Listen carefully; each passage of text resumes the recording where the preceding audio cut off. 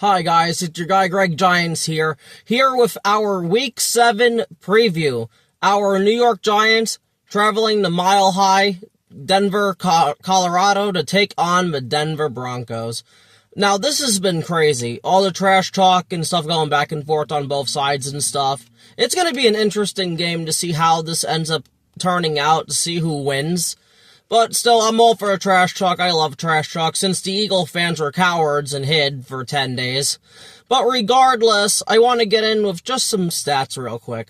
Giants versus the Broncos all time, including Super Bowl 21, is dead set at 7-7, man. Really, just really unbelievable that it's that split. I haven't seen a head-to-head matchup split like that in a long time. Now, the last time the New York Giants went to Denver, we ended up upsetting Denver because we were having our 3-13 season. 2017 was just terrible. Eagles end up, being given a Super Bowl and all that. But regardless, we ended up stomping out the Broncos in Denver 23-10 on Sunday Night Football in front of everybody. So that was exciting to see. That was one of Eli's better games in the late 2010s and stuff and things like that. But regardless, so that's just a little bit of history there. Now, something I want to bring up before I even start the injury report and all that, and I didn't know this until Tuesday, this game against the Giants for Denver is a special one because they're celebrating their 10-year anniversary Super Bowl 50 team that ended up beating the Carolina Panthers, like I said, in Super Bowl 50 in Santa Clara.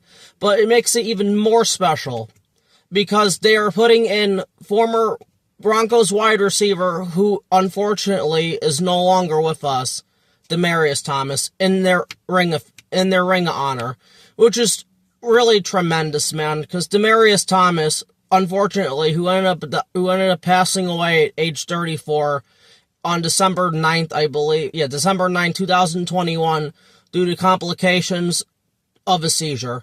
That sucks. He was way too young to be taken from us so soon. He was such an underrated wide receiver, man. Demaryius Thomas was always awesome. He was always consistent. Helped them win a Super Bowl. Actually, helped them get to 2 Super Bowls, win 1 with the Denver Broncos in his career. His stats are as followed: 724 receptions, 9,763 yards, and 63 touchdowns. He was the number 1 alpha wide receiver, man, for Denver with Eric Decker and those guys. Demaryius Thomas was an absolute beast, and I loved watching him when I was a teenager. Really, it sucks he got taken away from us, man. He should be here right now to celebrate him being put in the Ring of Honor. He should be here right now to be able to celebrate with his other Super Bowl 50 teammates like Derek Wolfe, Peyton Manning, all those guys who ended up helping them win Super Bowl 50. So, rest in peace, Demaryius Thomas. Even though it's 4 years ago, always, and still much respect, Demaryius Thomas. Rest in peace. But now, I'm going to get to the injury list. We're going to start with the Giants since they're the road team in this. Now, the list here looks huge, because of course it is, but most of these guys aren't on the injury list anymore. So I'm just going to really go through the guys that are out, questionable, or doubtful, and then the other guys who are off the injury list, I'm just going to mention them all in one. But regardless, we are going to start with, and I'm going to start with Deonte Banks. He's playing, and he's off the injury list, but I just want to congratulate Deonte Banks. The reason he did not practice Wednesday was because he just became a father of 2 twins. So honestly, congratulations to Deonte Banks and his family, man.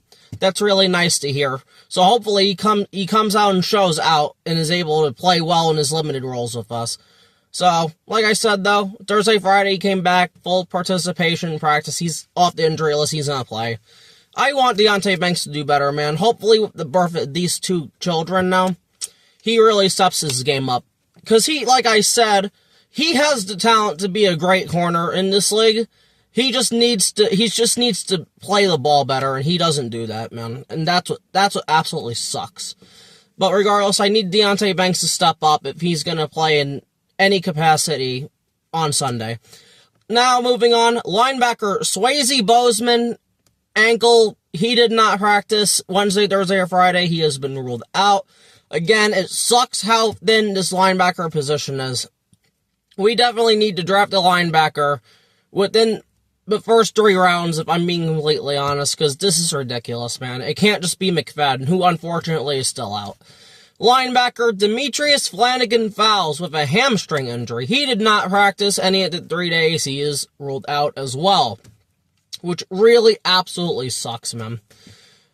Moving on, center John Michael Schmitz with a concussion. He suffered against the Eagles on Thursday Night Football. We were hoping he could come back, even practice a little bit. He did not participate any of the 3 days. He has been ruled out, which really sucks because John Michael Schmitz was just starting to step it up. He did well against the Saints. He did well against the Eagles for the 37 snaps he was in. It's just a damn shame, man. And I would have loved to have seen him go up against the Broncos' good defensive line, especially Zach Allen, because that's the type of reps John Michael Schmitz needs, man. But taking his place is going to be backup center Austin Slotman, who ended up doing really good on 32 snaps. He was also perfect. So, I mean, if Austin Slotman can do great again, especially against an all-pro talent like Zach Allen, that would be fantastic for us. But regardless, so no JMS. Wide receiver Darius Slayton with a hamstring injury. He did not practice on Wednesday. He did not practice on Thursday or Friday. He is doubtful. To be completely honest, I don't even want him in the game this week. Just take another week off. The offense was able to function fine without Darius Slayton. Again, I'm not high on Darius Slayton, man. I didn't want him back here. I don't want him here. But unfortunately, we signed him to a 3-year contract, so it is what it is with Darius Slayton. Chauncey Goldston, defensive lineman for the Giants with a neck injury. He was limited on Wednesday. He did not practice on Thursday or Friday. He is doubtful.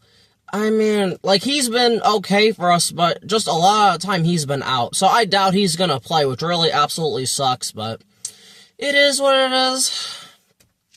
Moving on to outside linebacker, who we got from the Cardinals, because he's finally now eligible to play after being off of IR. He has 21 days to, or if not, he has to go back on IR, is Victor Demikici. I don't know if I'm saying that right, but regardless, he was a pass rush specialist from the Arizona Cardinals we ended up picking up. He didn't play bad with them, so I'd like to see what he can do. He could be maybe like a Bryce Huff type. That would be nice for us.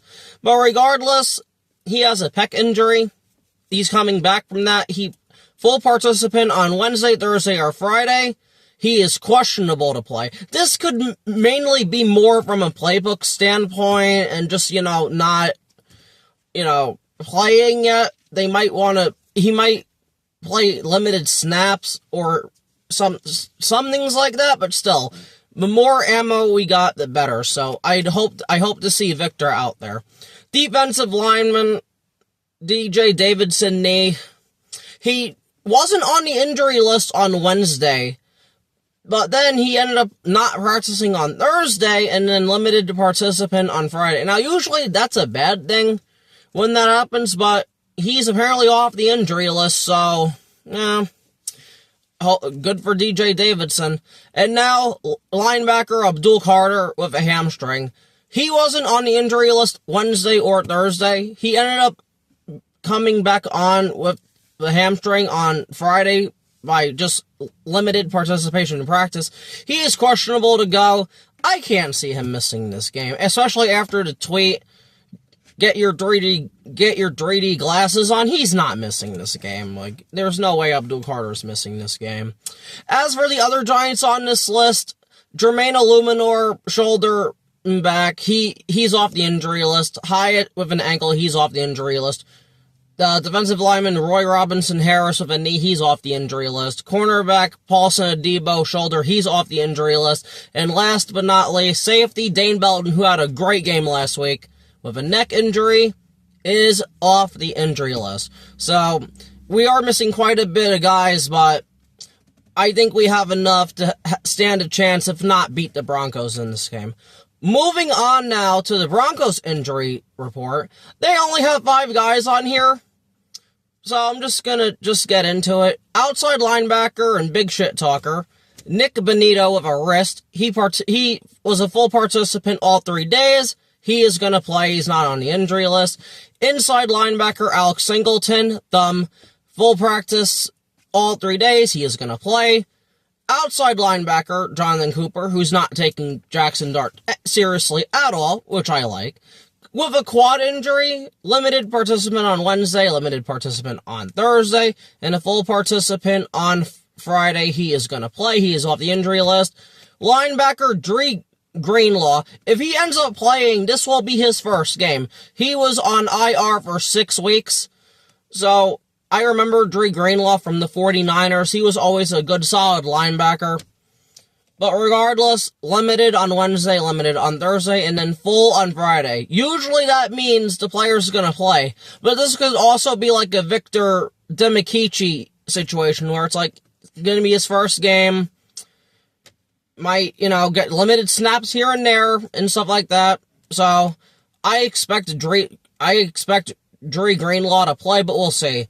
Now, the only person who's going to definitely be out for this game for the Broncos is outside linebacker Jonas Ellis with a shoulder. He did not practice on Wednesday. He did not practice on Thursday. He did not practice on Friday. He has already been ruled out by the Denver Broncos coaching staff and all that. Honestly, I wish we had linebackers that could play. But regardless, though, so that's going to be it for the injury report on both fronts. Now to get into my favorite segment of the preview pods. 3 ways the Giants can win on offense and defense. And of course, as usual, we're going to start with the offense. And number 1 is going to be the offensive line needs to play well versus this Broncos defensive line with 30 sacks right now. And the next team only has 20. That's how good this Broncos defensive line has done. Some of it is their secondary being dominant because they have the best corner in football in Patrick Surtain. But you can't take much away. You can't take anything away from this Broncos D-line. Vance Joseph's a very good defensive coordinator that'll mix it up. He'll send to people, unlike Shane Bowen. He'll stack the line. He'll do twist stunts to confuse people. I'm not really worried about Andrew Thomas. I'm not worried about Andrew Thomas at all. Or Illuminor. It's the interior I'm worried about. Rather, it's Runyon, Slotman, since JMS is going to be out, or Greg Van Roten. It's very important. We need to slow them down, man. Jackson Dart can't be getting pressured up the middle and shit all game long, or we're just simply not going to have a chance, period, man. Because again, we don't have the wide receivers right now. Lil Jordan Humphries had a great game. He ain't beating Surtain. Sorry, not sorry. That's the best corner in the game right now. And this is what sucks. This is why we're unlucky, because I wanted to see Malik Neighbors versus Patrick Surtain this season since week 1. And we're not getting that. And we're probably not going to get that for 4 years. Unless, the schedule favors that. Or whatever. With the 17th game. But regardless, though, the offensive line needs to step up, man. This is going to be the best defensive line you have faced all year. The Eagles are second, but they didn't have Jalen Carter in. And they don't really have any dominant edge rushers right now. The Broncos do. Nick Bonito has 8 sacks. He's leading the NFL. Somehow it's questionable because, like, the Jets and Fields is a moron.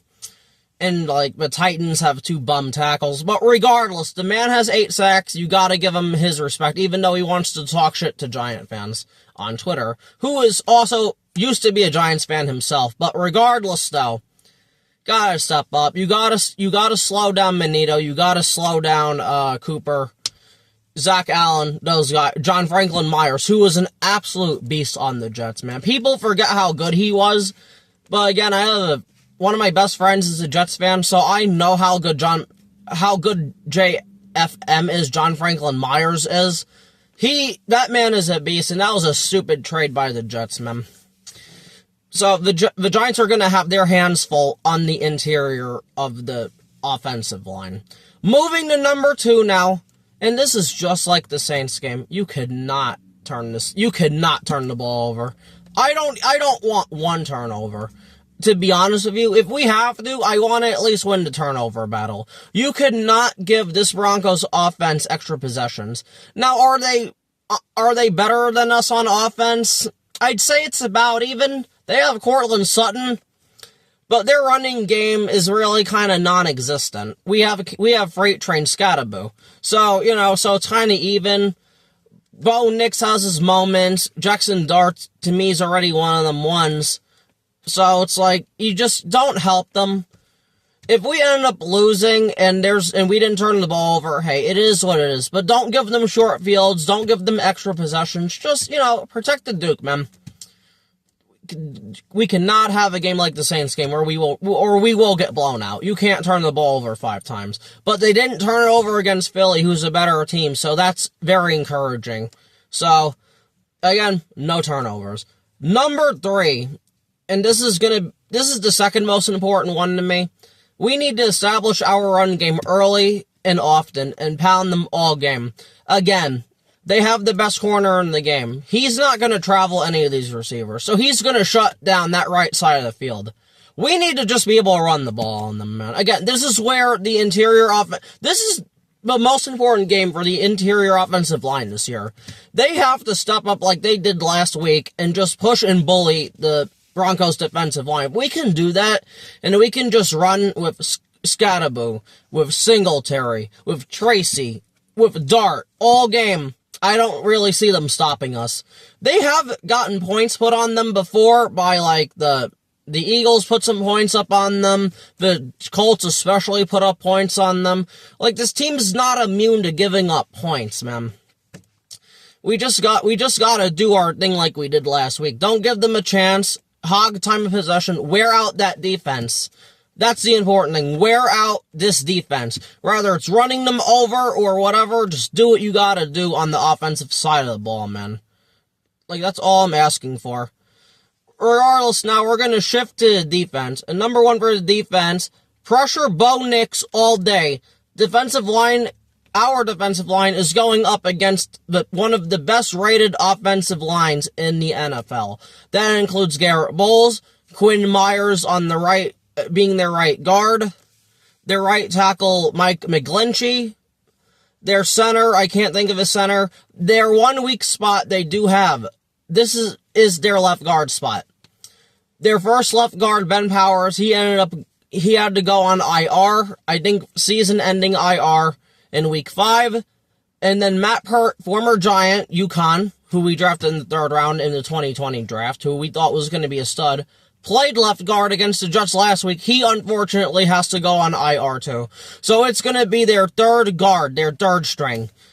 I forgot the name of the guy. I saw it quickly, but I can't remember it. Regardless, that's where the Giants need to take advantage, man. Garrett Bowles, they say he's an elite tackle, but these Bronco fans are here complaining about a left guard. If your guy's really that elite, help out your guard like Andrew Thomas does with Runyon. Like, I'm sorry, man. I'm not buying that bullshit. Garrett Bowles has played elite this year. I have to give him his credit. Is he on that level yet? I need to see more consistency from Garrett Bowles because he's had his problems over the years. But this Broncos offensive line is going to be a challenge. It's not the Eagles offensive line, but it's still going to be a challenge, though. I fully expect Ryan Burns, Abdul Carter, and Kayvon Thibodeau to come out to play, man, and Dexter Lawrence as well. And Dexter Lawrence, especially with that left guard being out, is going to dominate their left guard and center, man. That's where Dexter Lawrence should just be the whole game. Just bully them. That's what we need to do. We need to get to Bo Nix, man, because when he's under pressure, he's not good. To me, like I said in my last video, Bo Nix, he's an okay quarterback, but he's in the perfect system that fits him. And honestly, that's not a problem. Being a system quarterback's not a bad thing, but, like, if he didn't have Sean Payton, he's not playing in the NFL, and I wish these Bronco fans would understand that, but they're going to have to find out the hard way. Again, this is the same Broncos team that almost lost to the Jets because the Jets' defense was dominating them all game long, even got a safety on them, so regardless, yeah.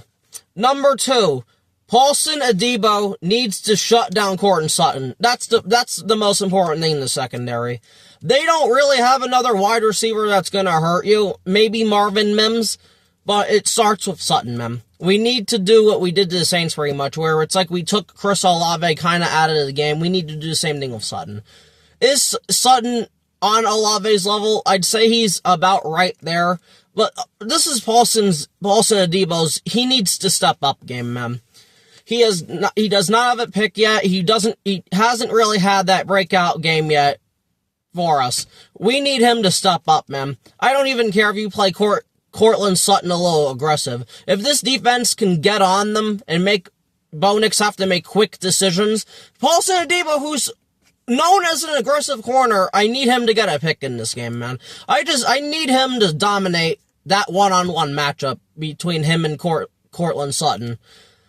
Do we need it to win? Yeah, it's not the most important thing, but I'd like to see Cortland Sutton, like, have less than, like, 40 yards, to be completely honest with you. That's what I expect from an $18 million corner, so. Man, like, come on, Paulson, step up, man. And then number 3, and this is the last one. This to me is the most important on the defense, besides pressuring Nix. Shane Bowen has to outplay call Sean Payton. This has to happen, man. Shane Bowen needs to do what he did last week and just out-scheme the offensive coordinator. And yes, Sean Payton's the head coach, but Joe Lombardi, their offensive coordinator, does not have play calling duties. That is Sean Payton. Shane Bowen needs to dominate, man. Confuse them, like you did with the Eagles and stuff. Send pressure. And I will say, ever since the players' meeting, I believe it was after that Saints game, Bowen has been listening to his players, and he has adjusted. So I give him his credit there. He needs to just keep that up, though. Sean Payton's a very smart, creative play caller, man. He is one of the best in the business. I need Shane Bowen to match that. If Shane Bowen can match that, we're going to have a very good chance to win this game. A fantastic chance of winning this game. But flat out, this is going to be one of Shane Bowen's I need to step up games. Even though the last, 2 or 3 weeks, he hasn't been the problem at all for us, so. Those are the 3 ways on both offense and defense. Now, I do have an X Factor. I do X Factors whenever I feel like doing X Factors. My X Factor this game is Andrew Thomas. And it's not against Andrew Thomas, I guess, to prove anything. I need him to shut these Bronco fans the hell up, man. These Bronco fans are dismissing this man as just an average tackle. This man is a borderline Hall of Fame, blue-chip, elite, generational fucking tackle that the Bronco fans and Nick Benito need to see the hard way and need to find out. I need Andrew Thomas to shut that left side the fuck down all game long, man. If the Broncos are gonna get sacks, I need them to get them rather on Illuminor, they need to get them on the interior. This game needs to be a perfect shutout game, like Andrew Thomas's first 2 were. Shut this fan base the fuck up, man. All this bullshit. Malata's better than Andrew Thomas. Joe Alt's better than Andrew Thomas. They need to learn how Eagle fans learned last week. Enough, man. I need Andrew Thomas to shut this shit down. Period. And I believe he will. Nick Benito is a good pass rusher. He is not a great or elite pass rusher. He is not a Myles Garrett. He is not a TJ Watt. He is not an Aiden Hutchinson. He is not a Trey Hendrickson. He is a very good pass rusher, and I give him his credit for leading the NFL in sacks right now. He's not going to maintain that, though. He's going to have a stretch, like Brian Burns, unfortunately, where they're just going to slow down. You're not going to get a sack for 3 or 4 games. Most of this guy's sacks are on bum-ass fucking tackles. Dan Moore, Latham, Olu Fushanu, who's in his second year, man. It takes a while for tackles sometimes. The Jets' right tackle, I don't even remember who it is. Again, the Bengals' offensive line with nobody. 5 traffic cones. Again, the Chargers, Rashawn Slater out. Joe Alt having to move the left tackle. And that's their big thing. Oh, Benito beat Joe Alt, twice on the left side. It was the 3rd week of the season of a guy who hasn't played left tackle playing left tackle. I don't understand, man, these Bronco fans.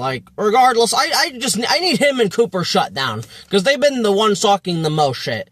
Zach Allen, if he does his thing, he's the player I'm the most worried about, because he is an all-pro player, or at least high Pro Bowl type of player, that he can dominate our interior offensive line, especially with Slotman in there. That's not good. But Jonathan Cooper and Nick Benito can kiss the fattest part of my ass, man. They ain't doing shit against Andrew Thomas. Maybe Illuminor, but they ain't doing shit against Andrew Thomas. Andrew Thomas is going to be left on an island like he always is, and he's going to shut that motherfucker down. Hi guys, interrupting the video you're currently watching. While editing the video, I forgot to do the predictions, because I'm a fucking idiot. So regardless though, after looking at this game, I originally thought, and I was gonna pick the Broncos to win the game, but they've been talking shit so much, and their fans and players, fuck it, I'm going with the Giants, man. I'm gonna say we win a low-scoring 17-14 game. I think it's gonna be a defensive battle. So, that's what I think is gonna happen. Giants are gonna prevail and escape Denver with a 17-14 victory. Now back to the video. Oh, Lord. Regardless, though, Sunday is going to be a fun-ass game. I can't wait to see it. And I also like I said, I can't wait to see the beginning of it when the Broncos Super Bowl 50 team is up there celebrating before the game, and they put great wide receiver and very underrated wide receiver Demaryius Thomas in the Ring of Honor where he belongs, man. So, again, rest in peace to Demaryius Thomas. That sucks. But regardless, that's going to be it for me. This has been your guy, Greg Giants. Thank you for watching. Please like, share, and subscribe. And that's going to be it. So, peace out. Here we go.